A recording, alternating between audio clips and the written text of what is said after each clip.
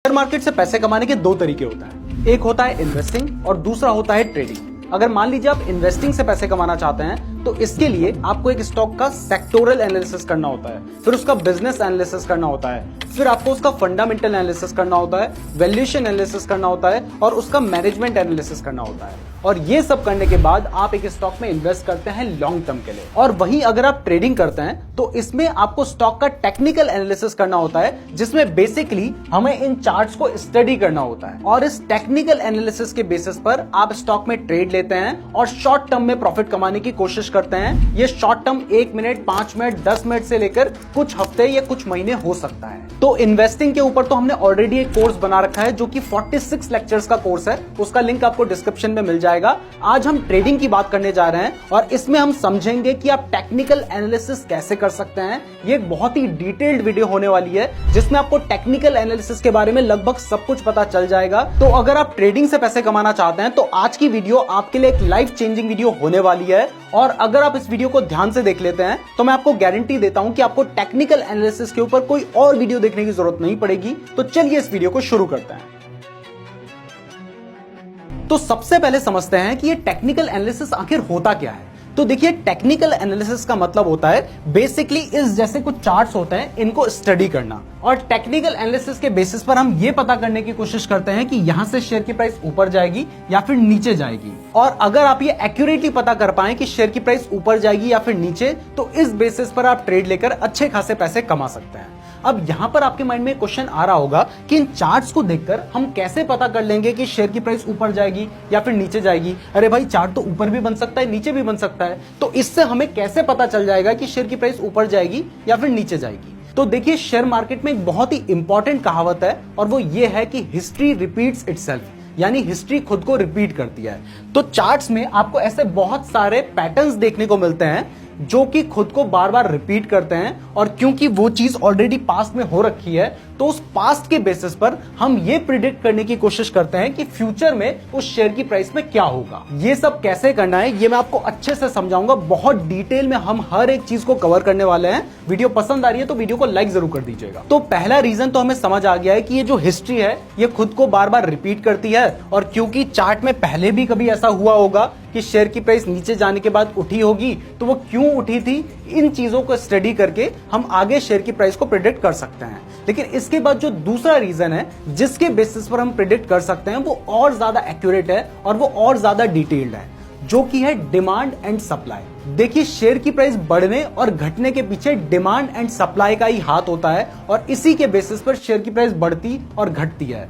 अगर मान लीजिए किसी स्टॉक में अचानक से डिमांड आ जाती है, बहुत सारे लोग किसी स्टॉक को अचानक से खरीदने लगते हैं, तो उस स्टॉक की प्राइस बढ़ जाती है। और अगर किसी स्टॉक को अचानक से बहुत सारे लोग बेचना शुरू कर देते हैं तो उस स्टॉक की प्राइस गिरना शुरू हो जाती है, क्योंकि उस स्टॉक में सप्लाई आ गई है। ये एक जनरल प्रिंसिपल है जो कि इकोनॉमिक्स में भी आपने सुना ही होगा कि जिस चीज की डिमांड बढ़ती है उसकी प्राइस बढ़ती है। और यही सेम प्रिंसिपल क्योंकि स्टॉक मार्केट में भी अप्लाई हो रहा है और स्टॉक मार्केट पे अप्लाई होने के बाद वो शेयर की प्राइस में दिखाई दे रहा है, इसलिए ये जो टेक्निकल एनालिसिस है ये काम करता है और इसके बेसिस पर हम शेयर की प्राइस किधर जाएगी ये पता कर सकते हैं। तो अब आपको समझ आ गया है कि टेक्निकल एनालिसिस क्यों काम करता है। तो मैंने आपको बताया था कि टेक्निकल एनालिसिस में बेसिकली हम इन चार्ट्स को स्टडी करते हैं। लेकिन क्या आप जानते हैं कि चार्ट सिर्फ इस तरीके के कैंडलस्टिक पैटर्न वाले चार्ट नहीं होते हैं, इसके अलावा भी बहुत सारे टाइप के चार्ट होते हैं और वो चार्ट्स अभी एक एक करके मैं आपको यहां पर स्क्रीन में दिखाता हूं। तो एक चार्ट तो आपको ये कैंडलस्टिक पैटर्न वाला दिखाई दे रहा है। इसके बाद मैं यहां से चेंज करता हूं चार्ट्स को, तो आप देखेंगे कि यहां पर इतने सारे टाइप्स के चार्ट अवेलेबल हैं। इसमें जो पॉपुलर चार्ट्स हैं वो मैं आपको बताऊंगा। तो एक चार्ट तो ये हमारा कैंडलस्टिक पैटर्न वाला हो गया। इसके बाद जो सेकंड पॉपुलर चार्ट है वो है इस तरीके का लाइन चार्ट। इसमें भी शेयर की प्राइस ही दिखाई दे रही है लेकिन उसको लाइन की फॉर्म में दिखाया जा रहा है। इसके बाद जो नेक्स्ट पॉपुलर चार्ट है वो है यहां पर बार चार्ट, भी कई बार यूज होता है लेकिन ज्यादातर इनको यूज नहीं किया जाता है, इसलिए लास्ट में हम कैंडलस्टिक पैटर्न वाले चार्ट को ही यूज करेंगे। लेकिन आपको ये सब कुछ पता होना भी जरूरी है, इसलिए मैं आपको ये सब कुछ बता रहा हूं। तो देखिए, इस तरीके का बार चार्ट भी होता है। इसके बाद इस तरह का हॉलो कैंडल वाला चार्ट भी होता है और इसके बाद हाकी नाशी कैंडल्स के ऊपर भी एक चार्ट बेस्ड होता है जो कि कई बार यूज किया जाता है। तो इस तरीके के बहुत सारे डिफरेंट चार्ट्स मार्केट में अवेलेबल हैं, लेकिन सबसे ज्यादा क्योंकि जापानीज कैंडलस्टिक पैटर्न वाले चार्ट्स ही यूज किए जाते हैं, इसलिए हम भी उन कैंडलस्टिक पैटर्न्स का ही यूज करेंगे और ज्यादातर मार्केट में आपको यही देखने को मिलेगा और इन्हीं का यूज किया जाता है। लेकिन आपको पता होना चाहिए कि इनके अलावा भी और बहुत सारे टाइप के चार्ट होते हैं।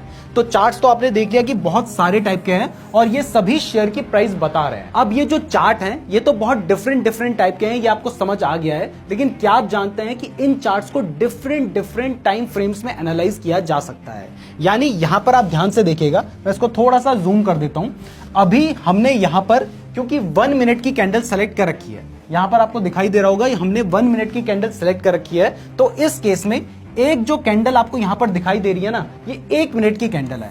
तो इसमें हमें यह पता चलता है कि शेयर की प्राइस में पिछले 1 मिनट में क्या हुआ है। देखिए अभी यहां पर मार्केट चल रहा है, तो ये पिछले 1 मिनट की कैंडल है जो कि अभी मार्केट में बन रही है। ये आपको दिखाई दे रहा है, ये ग्रीन कलर की कैंडल है और यहां पर इसके साथ ही एक रेड कलर की कैंडल है। अब अगर मैं इसको चेंज कर देता हूं 5 मिनट की कैंडल में, वैसे हम इसको 3 मिनट में भी कर सकते हैं, और अब ये जो एक कैंडल है ये 3 मिनट की कैंडल बन गई है। यानी इसमें 3 मिनट की शेयर की प्राइस में क्या हो रहा है वो हमें देखने को मिलेगा। इनका मतलब क्या है ये भी मैं आपको आगे समझाऊंगा। अब इसके बाद मान लीजिए मैं इसको 5 मिनट में चेंज कर देता हूं, तो अब ये 5 मिनट की कैंडल बन गई है और हमें दिखाई दे रहा है कि पिछले 5 मिनट में शेयर की प्राइस गिर रही है। जबकि अगर मैं इसे 1 मिनट में करूं तो हमें दिखाई दे रहा था कि पिछले 1 मिनट में भी अब शेयर की प्राइस गिरने लग गई है, जबकि उस टाइम पर 1 मिनट में शेयर की प्राइस बढ़ रही थी। अब इसको थोड़ा टाइम फ्रेम को बढ़ाते हैं और 15 मिनट करते हैं।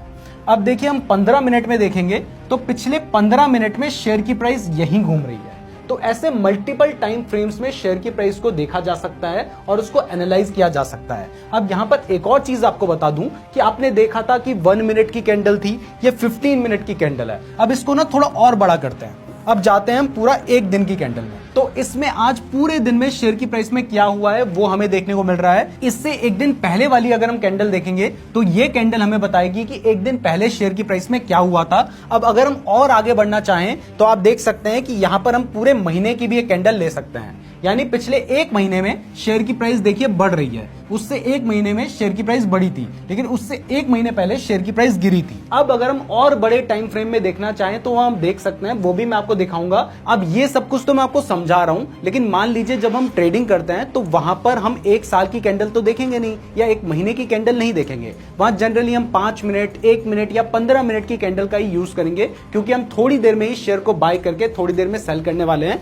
लेकिन ये सब कुछ भी आपके लिए सीखना जरूरी है। तो देखिए यहां पर हमें 1 महीने की कैंडल अभी दिखाई दी थी। अब आगे बढ़े तो यहां पर हमारे पास 12 महीने की भी कैंडल है। यानी पिछले 1 साल की जो शेयर की प्राइस है वो आपको सिर्फ एक कैंडल में देखने को मिल रही है। तो देखिए 1 मिनट की भी आप कैंडल देख सकते हैं और आप चाहें तो 1 साल की भी कैंडल देख सकते हैं। अब जब हमने इस कैंडल को 1 साल का कर दिया है तो अब आप देखेंगे तो यहां पर पूरा 1 साल आपको यहां पे दिखाई दे रहा है। और ये स्टॉक जब से लिस्ट हुआ था तब से आप देख सकते हैं कि शेयर की प्राइस कहां थी। तो ये स्टॉक एनएसई में 1991 में आया था और उस टाइम पर इस स्टॉक की जो प्राइस थी वो लगभग 20 रुपए के आसपास थी। उसके बाद से आप देखेंगे 1992 में ये थी, 1993 में ये थी, और ऐसे एक एक कैंडल आपको पूरा एक एक साल दिखा रही है। और ऐसे आप मल्टीपल टाइम फ्रेम में एक स्टॉक को एनालाइज कर सकते हैं। और आज हम पहुंच चुके हैं 2023 में।